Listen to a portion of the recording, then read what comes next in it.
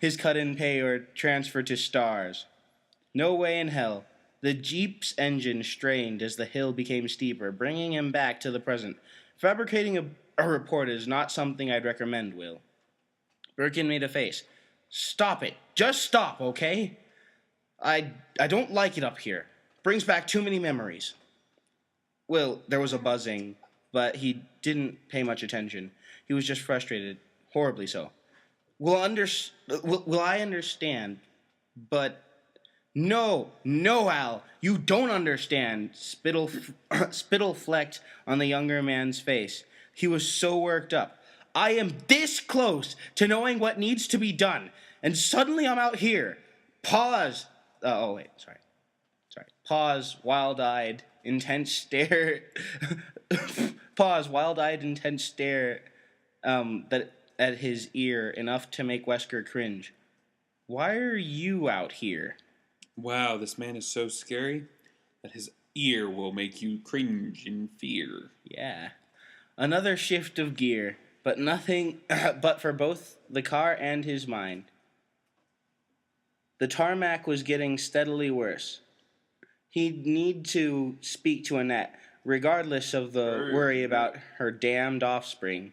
To hell with her delicate sensibilities about Mummy and Daddy. This was getting ridiculous. That is none of your business. Really? Make it my business, bitch. Really? The expression was one of distaste, but there was a glint of perverseness in his eyes. Do you swallow for Do you swallow for Spencer, or do you spit? Wesker's retort was cut when something short passed the passenger's side. A moped, howling its way up the mountain without much of a care. The moped is beating your Jeep? Yes. What kind of fucked up retarded car is this? No, it's a metaphor. Just keep moving on before I have to explain it to you. The passenger on the back turned around, face obscured by old-fashioned helmet, and gave him the two-finger salute. Not only did he have to deal with a PMSing Will, he had to deal with angry locals as well. Brilliant. Just fucking great, Birkin snarled. I bet that was accounts. Have they moved accounts up here? I bet they have, pricks, the lot of them. When was the last time you slept? Does it matter? You've changed since you left and went... No. You've changed since you left and went to help the cops. You used to be cool, sullen, childlike. If you don't shut up, I'm going to throw you out of my car while it's still moving. I don't know what you're on or what you've done to yourself, but this is getting ridiculous. And to the point where I can't take this abuse anymore. Think of the repercussions. Annette will kill me. Have some pity. Murderer.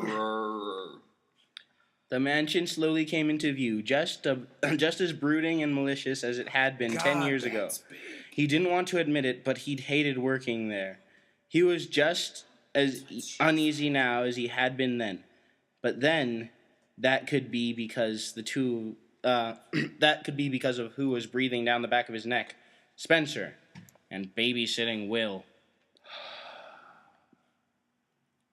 The suddenly close Will breathing in his ear. Just hurry this up, okay?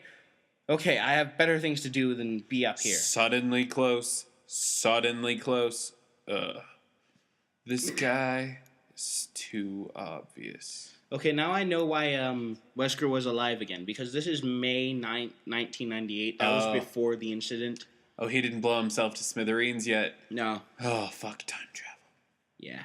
Fuck it royally up the arse. Would you like to do the...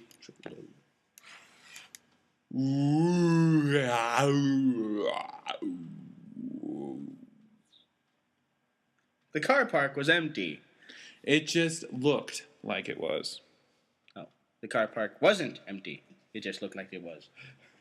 She stood by the door and squinted in the light, ignoring the prickling of her skin or the rapid thump of her heart. There were the caretaker's two trucks, both scratched and dented, with one still attached to a trailer. He'd been hauling down two. Hey guys, we just hit 25 minutes. Stasis tanks needed on level 3 just the other day, right before the main lift was broken. Probably what broke it, actually, come to think of it. Besides, it sat one of the delivery vans from the city, complete with logo and looking as innocent as large white vans can look when driven by perverts on the hunt for fresh meat. Her destination lay just to the right of it, a pile of boxes and what looked like computer parts, left there by the previous van before it had gotten back to Raccoon. The remaining delivery van obscured part of the forest, however. Innocent, maybe, but still. Do you want some candy, little girl? She was being watched. The hair stood up on the back of her neck, ramrod straight, her ears pricked.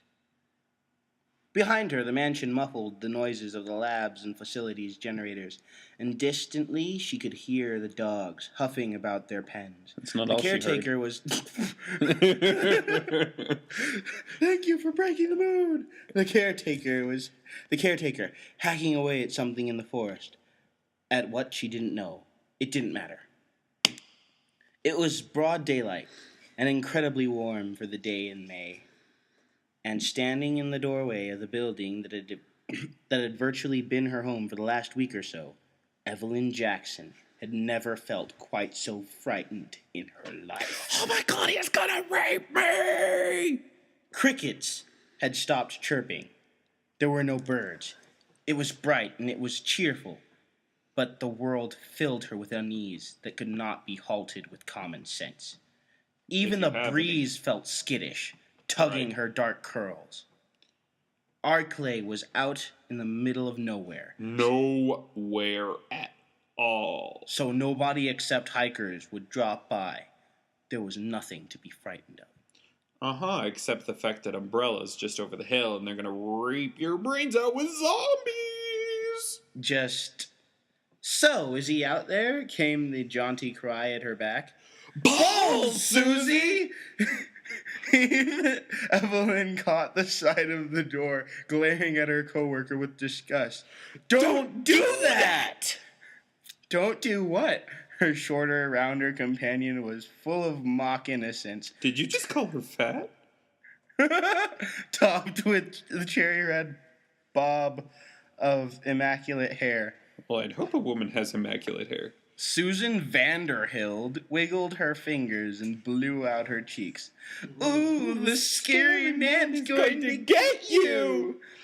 Sexy. Evelyn blushed her freckles odd against the bright red. Oh, stop!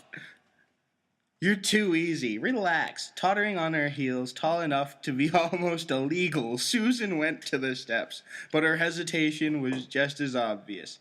It's just, us out here. But it's just us. It's just us. Oh my God. It's only us. I don't know. It seems I can make anything. It seems like a obviously. child molestation fiction, This but seems like it's gone a very dark place in a couple seconds. Where were we? it's just us out here. Here, there, where? I don't know. You don't know. Anyway. But it didn't sound convincing. Nothing's convincing when you're about to get raped.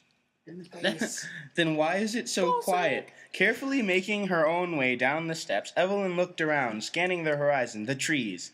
She was ruffled and plain, where Susan was crisp, but that was more due to circumstances than taste. It was difficult to make yourself pretty when you were sleeping under your desk. Chris, that's just not attractive. Kentucky Fried Susan. That just doesn't sound good. Beneath the paleness was the mark of exhaustion, stress brought on by trial separation, and an attempt on her life. All the lives of reception and administration staff. Someone's angry. bitch. She's